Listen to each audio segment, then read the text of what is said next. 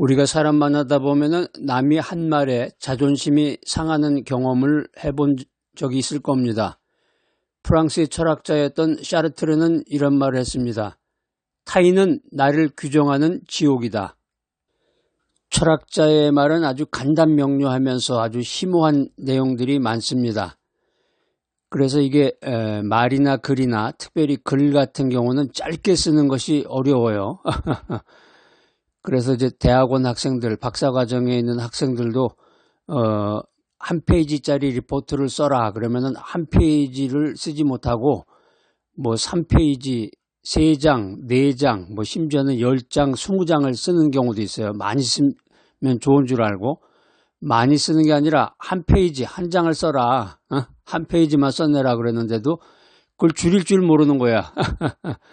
이 내용을, 많은 내용을 줄이려고 그러면은 그것을 읽고 또 읽고 또 읽고 하면서 생각을 자꾸 해야 되거든요. 어떤 게 중요한 건지를. 이 철학자들은 준비가 된 사람들이기 때문에 간단 명료하게 자신의 그 의사 전달을 하는 사람은 아주 준비가 철저하게 된 사람들입니다. 이 프랑스의 철학자 장폴 샤르트르는 타인은 나를 규정하는 지옥이다. 이렇게 아주 명료하게 얘기를 했는데 이제 우리가 다른 사람의 평가에 갇힐 때 고통을 당한다는 그런 뜻입니다.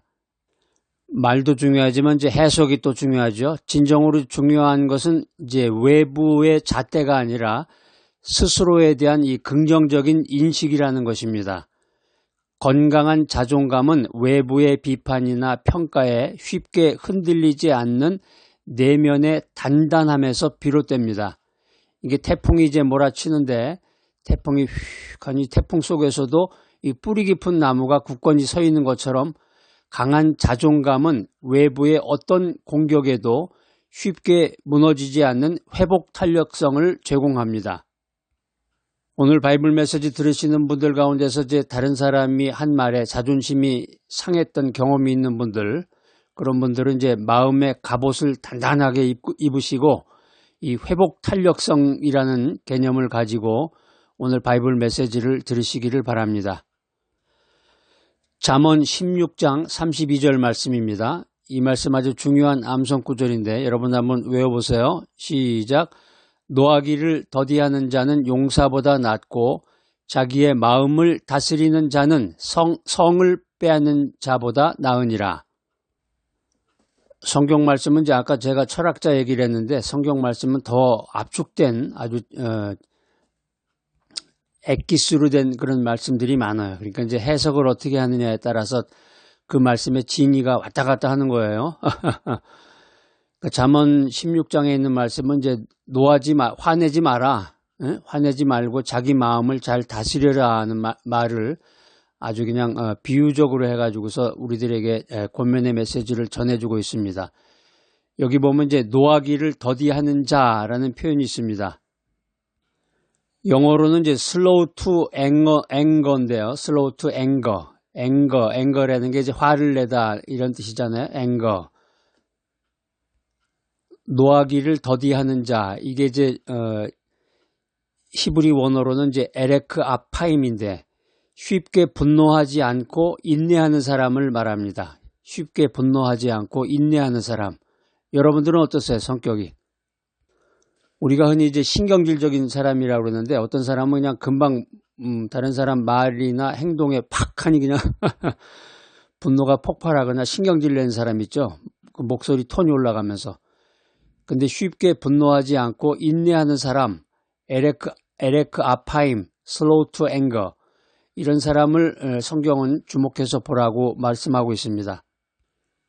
노하기를 더디하는 자는 용사보다 낫고, 용사보다 낫다, better라는 거죠. better, 좋다. 그러니까 더 뛰어나고 가치가 있다는 거예요.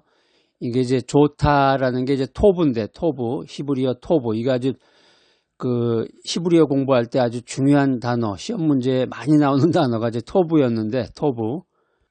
마음을 다스리는 자라는 게 이제 히브리어 원어로는 이제 모쉘입니다.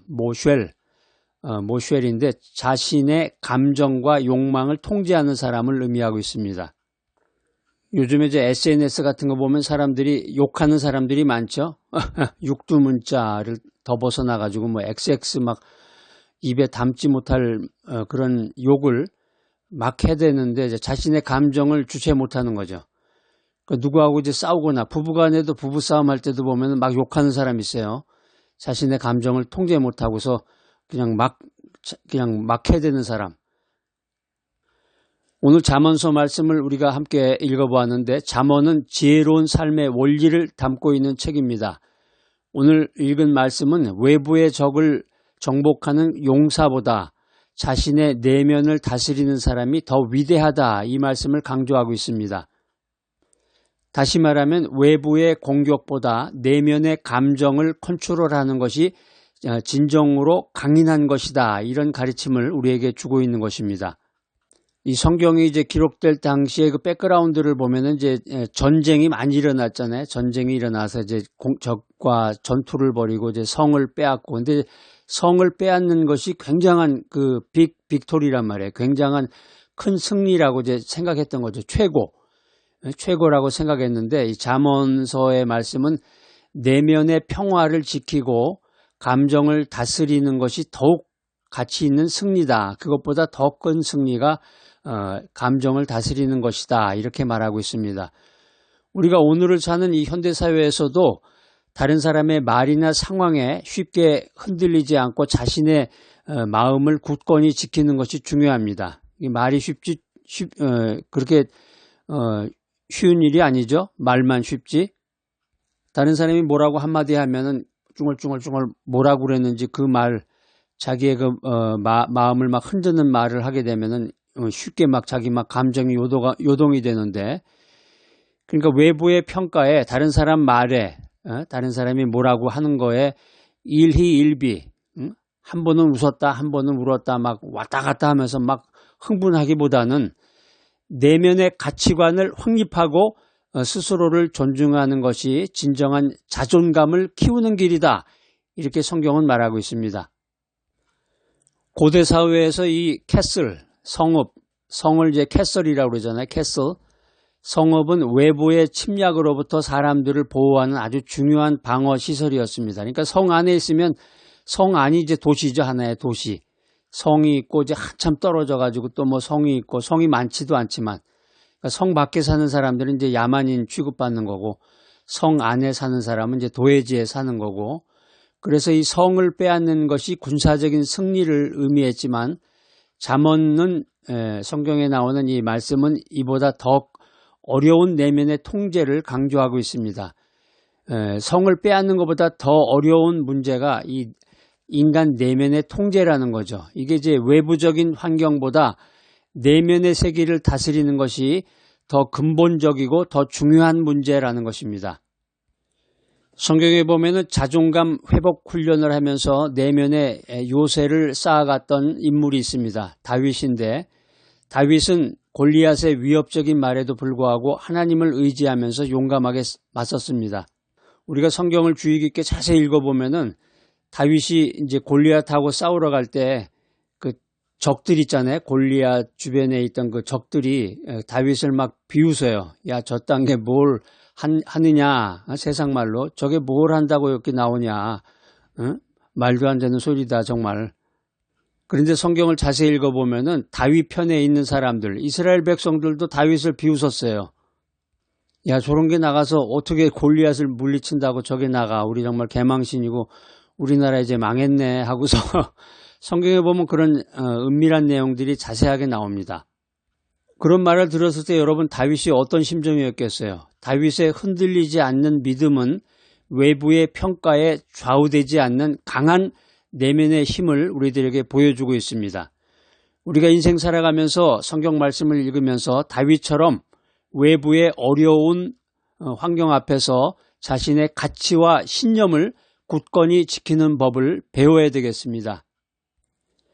사도 바울도 수많은 고난과 박해 속에서 복음을 전하는 사명을 묵묵히 감당했습니다. 사도 바울의 강한 그 미션은, 소명의식은 외부의 어떤 비난이나 어려움에도 흔들리지 않는 자존감의 근원이었습니다.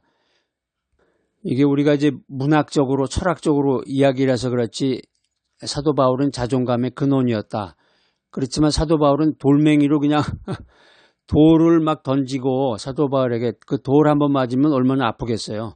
충격도 오고 강한 충격과 함께 이 몸이 데미지를 받을 거 아니에요. 큰 돌멩이로 그냥 머리를 맞는다든가, 몸을 맞는다 그러면 조금 그렇다고 그래도 조금 이렇게 움츠려든다 그래도 머리 같은 데나 얼굴에 그게 돌이 맞게 되면 얼마나 큰 충격이었겠습니다. 충격이 오겠죠. 우리가 성경을 읽으면서 믿음 생활하면서 이 사도 바울처럼 자신의 삶의 목적과 가치를 분명히 하고 외부의 시련 속에서도 꿋꿋이 나아가는 힘을 길러야 되겠습니다. 우리가 역경 속에서도 빛난 불굴의 자존감을 가진 사람으로 흔히 이제 헬렌 켈러를 이야기합니다. 헬렌 켈러, 여러분 이제 잘 아시는 대로 보이지 않고 들리지 않는 사람이에요. 시력과 청력을 잃은 장애인인데도 불구하고 사회운동가이자 작가로 활발하게 활동했습니다. 이 헬렌 켈러의 긍정적인 태도와 끊임없는 노력은 외부의 제약에도 굴복하지 않는 강한 자존감의 중요성을 보여주고 있습니다. 우리가 인생 살면서 믿음 생활하면서 이 헬렌 켈러처럼 자신의 한계를 극복해야 되겠습니다. 잠재력을 최대한 발휘하는 삶의 자세를 배워야 되겠습니다. 외부의 바람에 흔들리는 갈대처럼 우리의 마음도 때로는 상처받고 위축될 수 있습니다. 누가 뭐라고 한마디 하면은 기가 죽는다고 그러죠. 푹하니 그냥 침울해가지고, 우리 특별히 이제 10대, 20대 때는 그런 일이 많은데, 나이가 들어도 그런 버릇을 못 고치는 분들이 많아요. 누가 뭐라고 한마디 한다든가 오해하는 경우도 있고, 다른 사람은 그렇게 얘기하지 않았는데 오해를 했다든가, 그러니까 바람 한번 휙하니 불면 그냥 이리 왔다 저리 왔다 왔다 갔다. 근데 우리 안에 어떤 어려움에도 굴하지 않는 회복 탄력성이 있음을 여러분들 믿으시기 바랍니다. 우리가 인생 살아가면서 자신의 가치를 인정하고 스스로를 존중하는 마음을 키워나갈 때 우리는 외부의 어떤 평가에도 흔들리지 않는 단단한 내면을 만들어갈 수 있는 것입니다. 우리가 인생 살아가면서 이제 우리의 인생을 심리학적으로 분석해 보면 필요한 두 가지가 있는데, 그게 뭐냐면 이제 자존감과 회복 탄력성이에요. 건강한 자존감은 스트레스와 어려움에 대한 회복 탄력성을 높이는 아주 중요한 요소가 됩니다. 또 긍정 마인드, 긍정적인 자기 인식은 부정적인 외부 자극으로부터 자신을 보호하는 심리적인 방어막 역할을 합니다. 오늘 말씀을 사회학적으로 분석해 보면은 사회적인 비교와 자존감에 대한 이야기인데요. 요즘에 이제 우리가 이제 생활하다 보면 이제 SNS라는 거를 대부분 많이 씁니다. SNS의 그 치명적인 단점 중에 하나가 뭐냐면 이제 비교의식이야, 비교의식. 그래서 이 타인과의 비교가 자존감에 부정적인 영향을 미친다는 것입니다. 오늘 바이블 메시지 들으신 여러분들, 자신의 고유한 가치를 인식하고 사회적인 비교를 줄이는 여러분들이 되시기를 축복합니다. 오늘 메시지를 철학적으로 분석해 보면 우리가 진정성과 자기 수용에 대한 주제를 생각해 볼 수가 있습니다. 다른 사람의 기대에 맞추기보다는 자신의 진정한 모습을 받아들이고 사랑하는 것이 건강한 자존감의 근원이다. 이 사실을 깨달으시기 바랍니다. 오늘 말씀의 세 가지 신학적 분석 내용입니다. 첫 번째 교훈은 하나님의 형상입니다. 사람은 하나님의 형상대로 창조되었는데 그 자체가 존귀한 존재입니다. 오늘 이 바이블 메시지 들으신 여러분들 아주 하나님이 창조하신 하나님의 형상대로 창조가 된 존귀한 존재임을 믿으시기 바랍니다. 두 번째 교훈은 믿음으로 말미암는 의입니다. 우리의 가치, 우리의 밸류는 행위가 아니라 하나님의 은혜로운 선택과 사랑에 근거합니다. 사람들하고 이렇게 어울리다 보면 가족 간에도 그런 일 있죠. 뭔가 이렇게 실수를 했을 때 가족들이 나한테 뭐라고 한마디 했다든가, 또 어떤 친구 간의 모임이나 뭐 교회 공동체나 또 뭐 친척들하고 모였을 때 나의 그 인생의 가치를 행위로 평가하는 그런 사람들의 말을 듣다 보면 상처를 받게 되는 것입니다.